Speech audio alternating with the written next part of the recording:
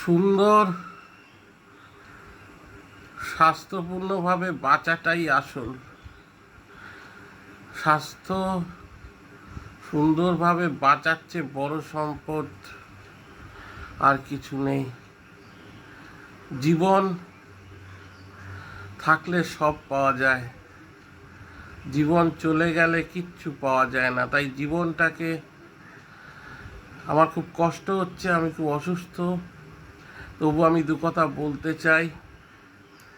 আমি সবার কাছে আমার একান্ত বিনীত প্রার্থনা করতে চাই, যাই সিদ্ধান্ত হোক না কেন, জীবনকে যেন তারা ইম্পর্ট্যান্স দেওয়া হয়, জীবনকে যেন গুরুত্ব দেওয়া হয়। জীবনটাই আমাদের আসল। বেঁচে থাকলে জীবনে অনেক কিছুই করা যায়, আমরা করতে থাকবো। আমাদের বেঁচে থাকাটা খুব দরকার। আর তরুণ প্রজন্ম, তাদের সুস্থ রাখাটা আমাদের খুব দরকার। আমরা এমন ভাবে সবসময় চলবো যেন তারা সুস্থভাবে থাকে এবং তাদের সুস্থতার পথে আমরা যেন আরও সুগম করতে পারি, কোনো অসুবিধা না করে দিই।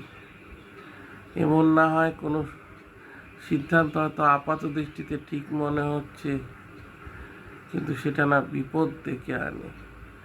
মহামারী সারা পৃথিবী জুড়ে এখনো বিপদ কাটেনি।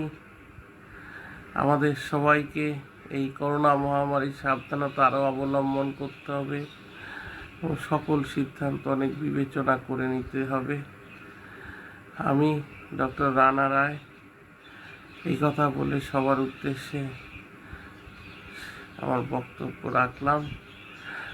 আমাকে